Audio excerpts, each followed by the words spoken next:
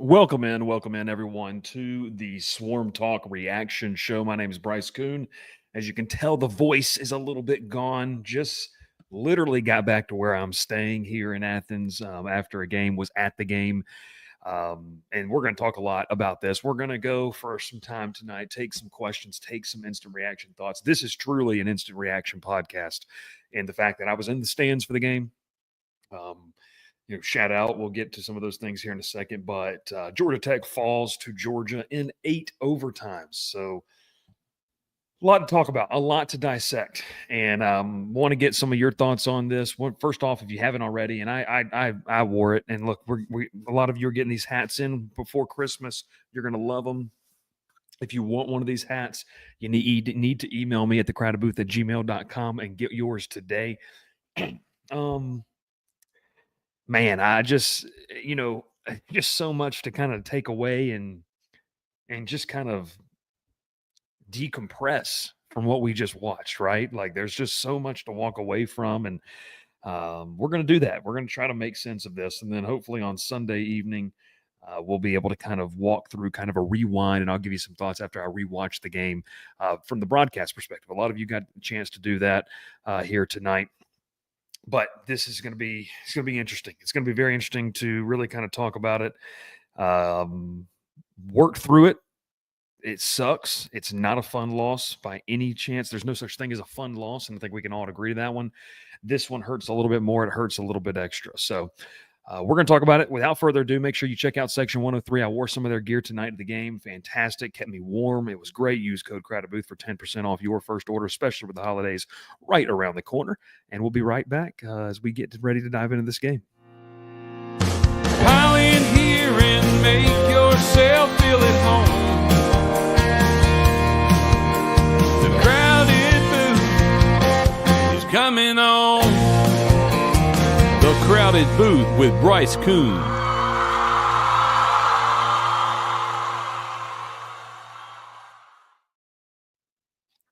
All right, welcome in.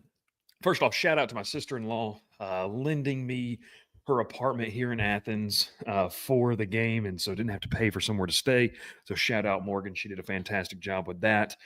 And shout out, in all seriousness, shout out to the person that doesn't need to be named that helped me get that ticket. Obviously, shout out to all the families the players got the chance to spend time with tonight, and really just get an insight on what this program's about. It not only offered a great atmosphere to watch the game, we're 3 rows up from the front of the stadium or from the field, but it also offered a chance to really kind of get to know some of these players and their families from a different perspective, and that's something we always want to be able to take advantage of. So a lot of different things. So I appreciate this. I appreciate you so much for tuning in. We got over 130 people live on all platforms. Make sure you subscribe to the YouTube channel. Make sure you do that. Andy says, wish it was the game, Bryce. Was it the game, Bryce? Wish I saw you. Shout out to the Georgia Tech band, by the way. That, I'm walking down the steps and they're like, oh, what's up, Bryce Koon? And took some pictures, shook some hands, and that was awesome. It's really cool to see that people enjoy what we do here. And this is kind of the 3rd season of us doing what we're kind of doing. And man, it's a lot of fun. It continues to be. It continues to be a blessing to be able to do what we're doing. And, I wanted to start off with this. And this is going to be the tough pill for people to swallow, right? If you're a neutral college football fan watching this game on a Friday night,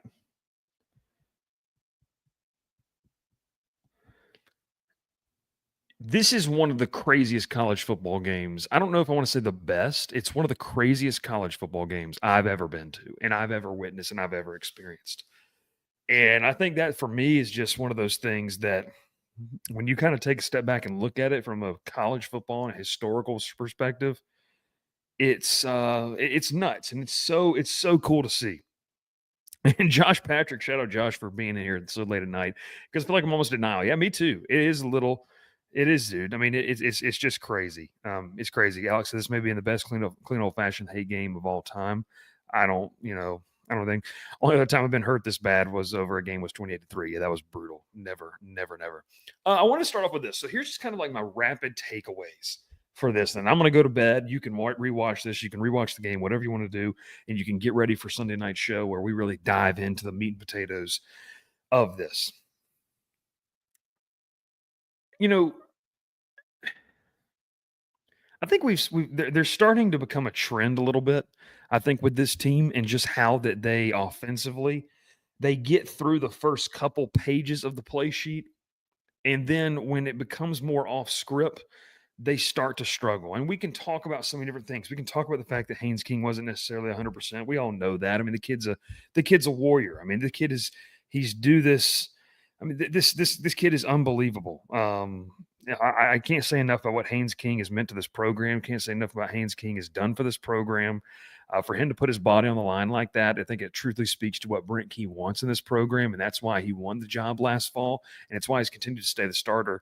And they've really kind of look towards him in the sense of wanting him to be a part of this. So, in all seriousness, like, I think if I want to get the frustrations out of the way, the two things that come to mind for me was the play calling offensively got a little bit uh, discombobulated. I think you really saw that either the injuries are hamstringing this team so much, or they really don't know how to scheme outside of Haynes King, and they really can't.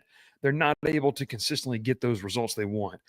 So that's something that I think you could be critical of if you decided you want to be critical of this. That was something that was pointed out to me by several people. When you look at this, that when they got off the play sheet, and in terms, and like for people who don't know, like you as an offensive coordinator, you're the head coach if he's the guy who's calling plays.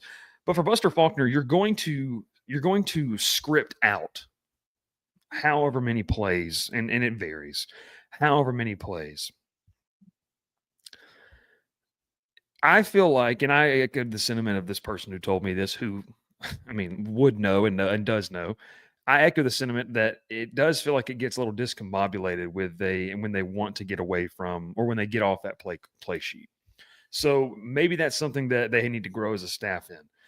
The second part of it is, look, we can sit here and talk about a lot of different things, penalties and all that kind of stuff. I'm not going to blame this game on penalties. I understand completely. And like, I mean, folks, the plays were happening right there in front of me, and I'm nearly on the field. Like, that was a targeting call on Dan Jackson. That's targeting. That's textbook. And I've been on record publicly saying I hate the targeting call in general. I don't like targeting. I think we should get rid of targeting. And this is just my personal opinion. It's probably not a popular one. I think targeting should be completely taken out of football altogether, and you should get personal foul penalties for egregious hits. I don't think this was an egregious hit. I don't think, and I want to get that out of the way. I don't think this is trying to inflict pain trying to inflict harm on somebody. It's football. You're playing fast like that. And Dan Jackson hits Haynes King.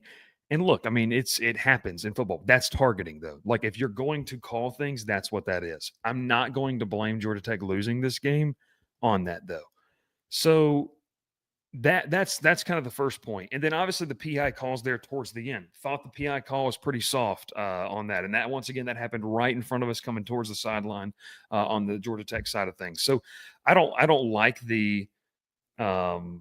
I don't like the calls, but this is one thing I'm not going to do. I'm not going to come on this show and I'm not going to sit here and tell you that this is the referee's fault. No, Georgia Tech had ample opportunities. To me, it's the two things. It's the discombobulated play calling at times, and then you turn in and you go to this. Also kind of showed me that when you play soft defense, this happens. And I think this is a thing too that you have to be mindful of.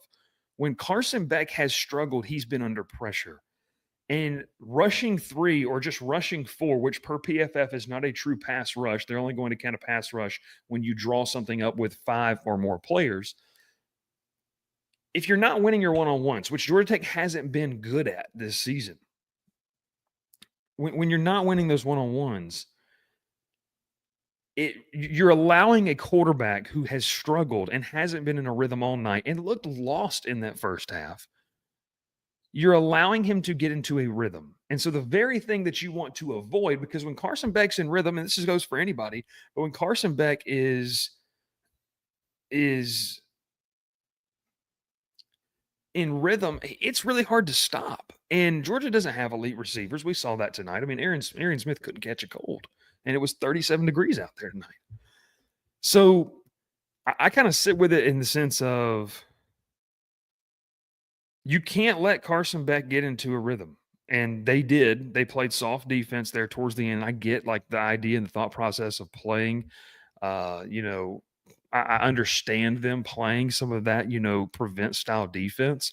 I'm not saying you should play straight press man. I still think you have to attack them. And I think that's kind of what needs to happen in that sense. So when you look at this, those are my two kind of things I want to just get the negatives out of the way. Because I want to focus more on some of the things I took away that were positive.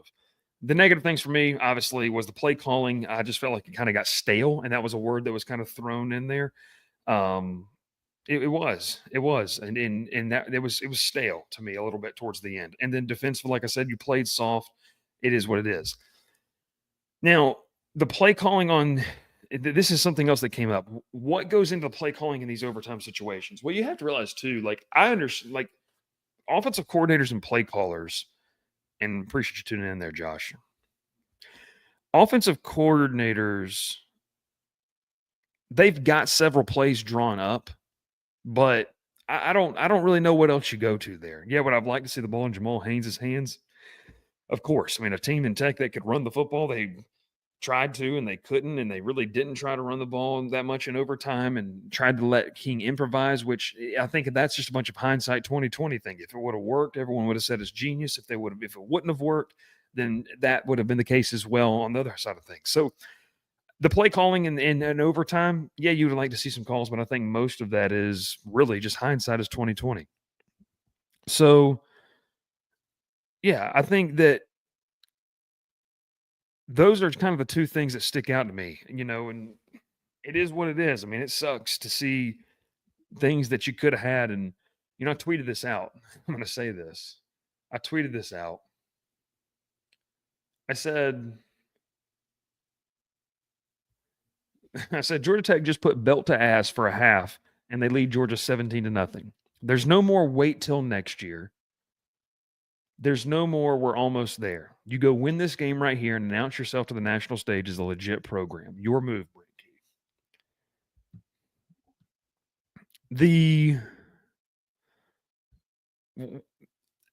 I'm not going to make excuses. Georgia Tech could have won this game. They should have won this game. They had ample opportunities to put Georgia away. In that third quarter, you can't settle. This is the thing. You talk about the missed field goals. You can't settle for field goals. You against a team like that on the road in their place. You got to score touchdowns.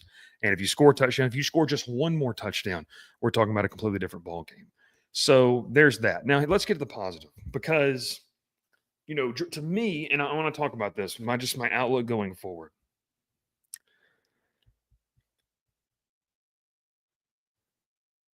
The outlook of this program after this game, what is this? I think it has to start with the fact that Georgia Tech is turning the corner, which a lot of programs struggle to turn. The corner of becoming not just that team that occasionally upsets and they're a tough out, but that's a legit team that can play football and be fun to watch playing football. And I think as I was in the car ride on the way home, I was perusing through social media, and that was kind of my big takeaway. Like, people were saying, "Hey, this team's pretty fun.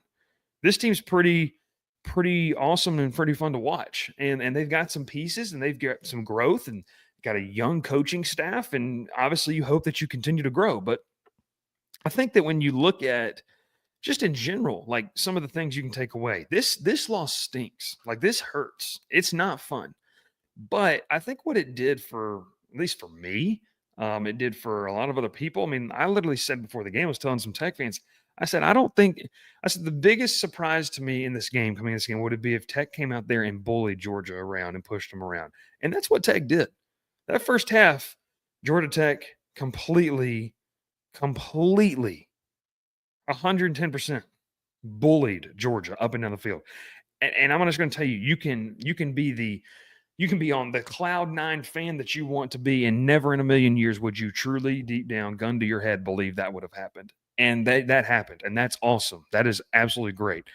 And I think you're starting to see that was an example of just executing and obviously just not executing. I mean, one team made the play when they needed to, the other team didn't make the play. And so I think that's the positive thing that you come out and you say, okay, you know what? Like you're growing closer and closer to where you want to be. And, I talked with Palmer. Palmer talked about this on the Behind Enemy Lines episode earlier this week that I hope you watched. But if you kind of look at where Georgia Tech is as a program, this is another step in the ladder, right? This is another step in the ladder of building to where you want to be. And a lot of times you have to deal with losses like this. And so to me, it's unfortunate. It's tough. It's tough to see. I just think that in all hindsight, like you wish you could have made one or two more plays. And like Brent Key said in the post-game press conference, they just made one more play than you. And as much as you hate it as a fan, you have to tip your cap and say, all right, we'll see you next year. But I think that there's a respect factor gained from this in terms of Brent Key as a head coach, in terms of Haynes King, in terms of this team and where they're going. And that's the positive I would take out of it. That is what it is. I don't think this loss hurts. And there's going to be a lot of over emotional reactions to that. And that's fine. That's what we are as fans. And that's what it is. That's what it is. So it is in my opinion, when you look at it, it's a building block that you hopefully use to catapult you to better things. And someone in our Discord, and make sure you join the Discord down the link below. Someone in our Discord mentioned, they said, well, Bryce, do you think they use it as fuel? Of course they use it as fuel. This is a rivalry. This is good for the state. Kirby Smart said that, and I wholeheartedly agree with that. And it's good to see this rivalry be back. I mean, the clean old-fashioned hate is back. It's back. So it is awesome. It's awesome to see that this rivalry means something. I'll be honest with you. Keep it in this time slot. Give it prime time on Friday night. Let's run with it. Let's play the Egg Bowl at noon and let's play this game at night. Give it that. It is what it is.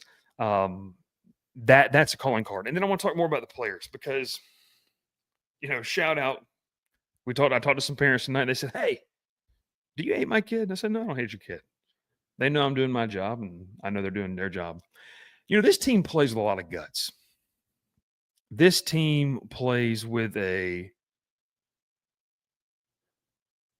lot of fight, and they just don't quit. And I said coming into this game, my dad, my family was asking me what I thought about it. And I said, look, I mean, I think Georgia's going to win, but I'm not buying into a 20-point spread. I'm not doing that.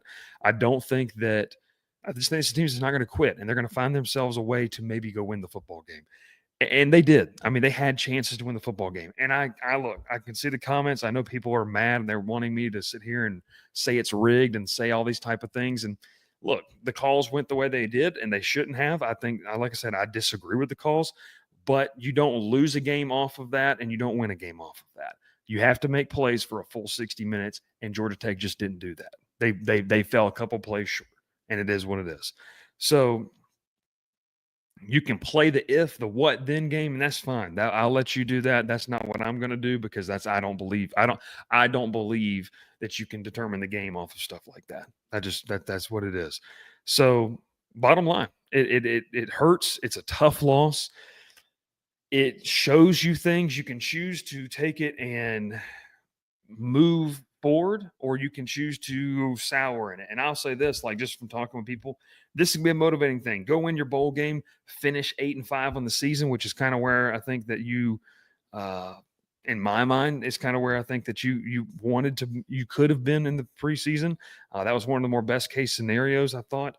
And so you're there, you build momentum recruiting. Next week, signing day, we're going to have some great coverage of that here on the channel. And that's going to be really exciting to talk about as well, because there's good things coming in this class. There's good pieces. You're going to go into the portal. And now Brent Key has 2 years worth of data points to now show guys of, hey, not only can you just help us get there, maybe you're the missing piece to get us to Charlotte. And we can obviously, talk about that. So I really actually like it. I think that this game showed a lot of character. It continued to show. Um, it continued to show a lot of uh, just who the identity of this team. And look, there's a lot of questions. I mean, we could sit here for another 45 minutes to talk about Aaron Philo. I've got my own thoughts on this situation as I work to kind of get out the details of what's truly and really going on. So, kind of final thoughts here as I've gone to it. I felt like the play calling got a little stale. Georgia made some adjustments. Maybe need to get more creative. Maybe it's just as simple as not having a fully healthy quarterback or a quarterback that's capable of throwing the ball down the field in terms of stretching the field. Maybe that's it. The second part of it is defensively felt like they played a little bit of soft. I would have liked to see them stay aggressive and continue to pressure Carson Beck. Maybe that's a hindsight 2020 viewpoint, but I just think, in my opinion, that's where Carson Beck has been the worst, is when you get in his face and create pressure. If they would have been able to do that, maybe they win the football game. And then the last part of it is hats off to these players, man. You have a lot of seniors that played their last regular season game tonight who have contributed to the complete turnaround of this program.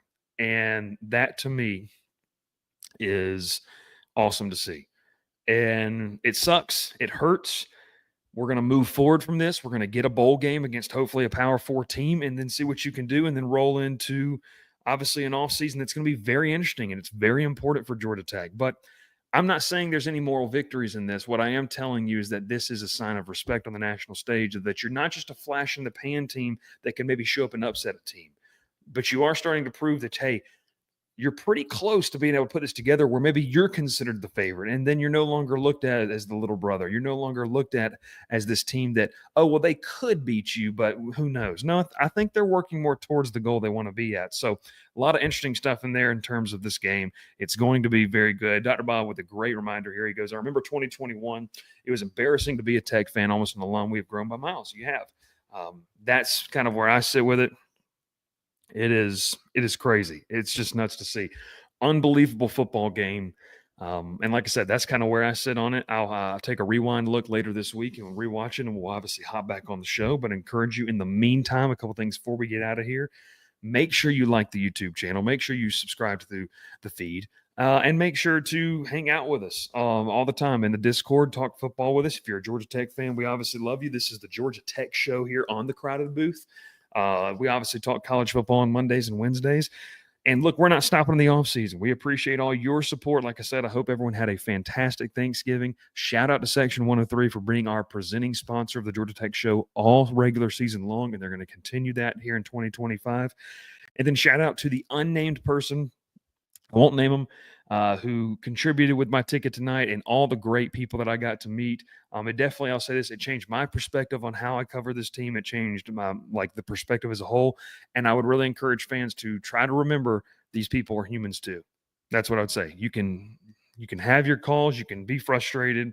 Remember, these people are humans too. And so it was a lot of fun to really hear from that and be able to talk with a lot of people. We see you there, Big 5'9". So love it. It's a lot of fun. I appreciate everyone tuning in, kind of instant reaction show. I know this is probably all over the place, but it's 2:00 in the morning here.